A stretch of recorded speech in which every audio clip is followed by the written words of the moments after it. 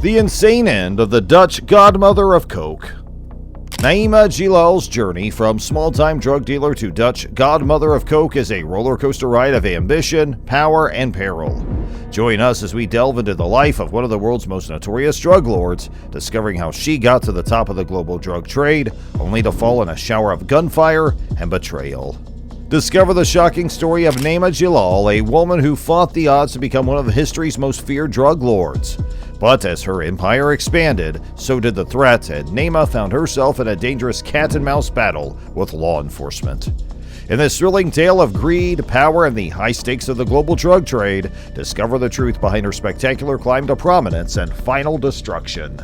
Men have typically dominated the drug trafficking business, but there are a few women who have made a name for themselves.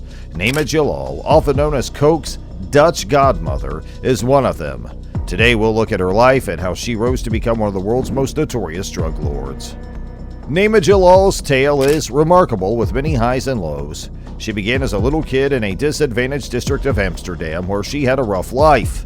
But she was determined to establish a name for herself, so she entered the world of drug trafficking. Naima rose to become one of the world's most prominent drug lords. Her empire spanned countries, and she was notorious for her brutal business techniques and ability to outwit the authorities.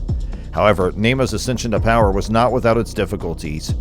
In the male-dominated drug trade, she experienced sexism and prejudice, as well as opposition from competing drug lords who saw her as a threat.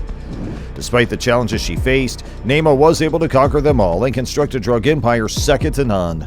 However, as we will see in the rest of this video, her triumph came at a high price. So join us as we delve into the life of Naima Jillal, Coke's Dutch Godmother. Naima Jillal's early journey into the world of drug trafficking led her to become one of the world's most prominent drug lords. Her success in the drug trade, however, did not come easily. Years of hard effort, determination, and a willingness to take chances were required. Naima began her drug dealing profession by selling little amounts of drugs on the streets of Amsterdam. She quickly recognized that there was a high demand for narcotics not only in Amsterdam but throughout Europe. With this in mind, Naima proceeded to grow her business. She developed alliances with other drug traffickers and began importing larger quantities of cocaine from other nations. She also began to explore new markets, and her business soon expanded to other European countries such as Spain and Italy. Naima's ambition intensified as her operation expanded. She began smuggling drugs into the United States, which would eventually lead to her demise. Meanwhile, Naima was raking in the dough. Naima's ascension in the drug trade was not without difficulties. She faced strong competition from other drug lords as well as officials who were continually attempting to shut down her organization. Naima, on the other hand, was determined to succeed and was willing to take chances that others were not. She was known in the business for her ruthlessness, and she was not afraid to employ violence to safeguard her interests. Nina enters a black automobile on October 20th, 2019 in the always busy financial district of Amsterdam, Sweden. Even in her darkest nightmare, she could not have predicted what happened next. The automobile sped away, and no one has seen or heard from her since, 3 years later. However, there is much more to the story. Images of a barely dressed female body with missing limbs were discovered on the cell phone of one of the world's most notorious criminals. What was his part in this story, and why did he have those photographs? These are some of the unanswered questions we've been left with. Naima Jillal's life was turned upside down when 2 marine containers with Costa Rican pineapples were about to be discovered. There found kilos of cocaine among the pineapples. One container held over 4,000 kilos of cocaine. The containers were in the port of Antwerp, one of the world's largest ports and a major drug trafficking hub. Jillal and her associates became concerned when they learned that the 2 containers were going to be scanned. "This is going to cost us so much money and long jail sentences," intercepted messages from their encrypted phone said. Costa is going to be irritated because everything is effed. Jillal soon realized that she was in big trouble and began repairing the damage. Costa was eventually proven to be Roger P., a Dutch drug trafficker who has long been active in the cocaine trade. Belgian and Dutch authorities discovered alleged Jillal-related tracks in March 2021. A pocketbook and some apparel were discovered in a large warehouse in Antwerp's port.